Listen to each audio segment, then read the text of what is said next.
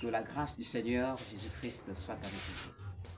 À tout le peuple de l'Afrique centrale, puisse la bénédiction de Dieu remplir votre cœur et que sa bonté immuable puisse abonder de gloire en gloire dans votre vie. C'est avec beaucoup de véhémence, d'humilité que je viens auprès de vous à travers ma voix pour vous annoncer une portion de l'Écriture ou une promesse de l'Écriture qui a été prédite dans l'Écriture, dans la parole, mais qui doit être révélée en ce temps de la fin.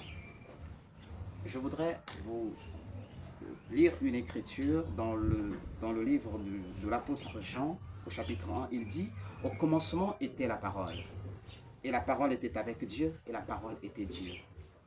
Elle était au commencement avec Dieu, toutes choses ont été faites par elle, et rien de ce qui a été fait n'a été fait sans elle.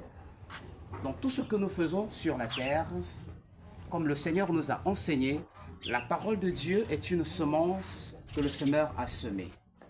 Comme nous avons cette plante, elle a été juste une petite graine qui a été plantée, qui devient une grande plante.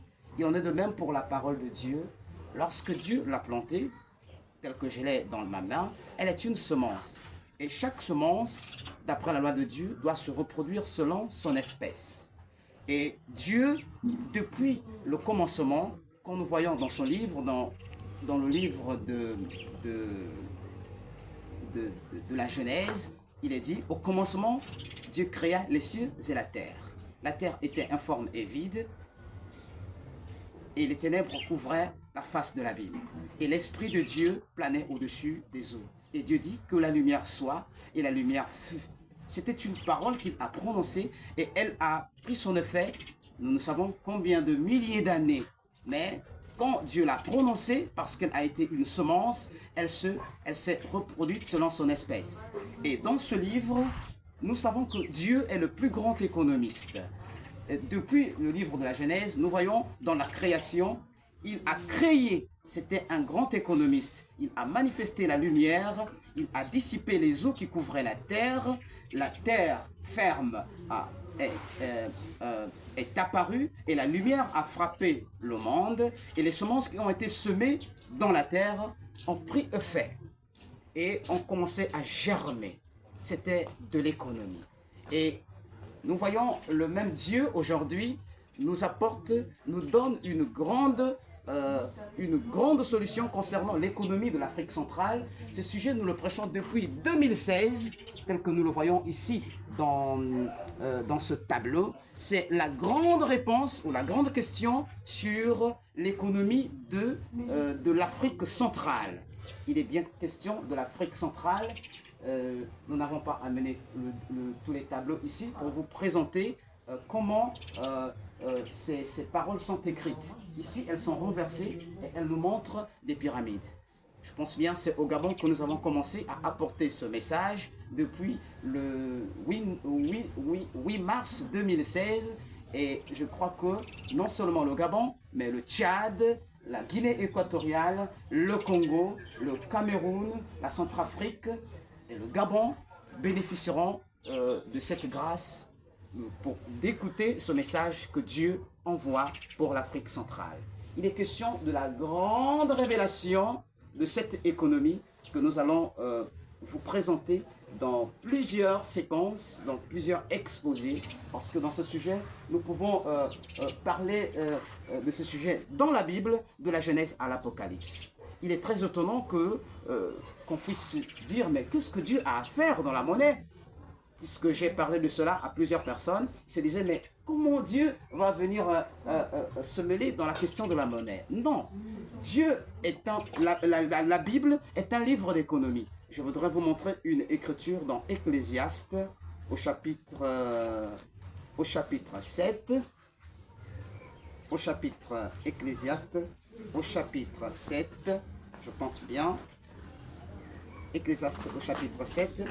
Il est dit, à partir de 11 à 12, il dit « La sagesse vaut autant qu'un héritage, et même plus pour ceux qui voient le soleil. Car à l'ombre de la sagesse, on est abrité comme à l'ombre de l'argent. Donc la sagesse est une ombre, c'est une protection. Et l'argent aussi est une protection. Dans Ecclésiaste chapitre 10, au verset 19, il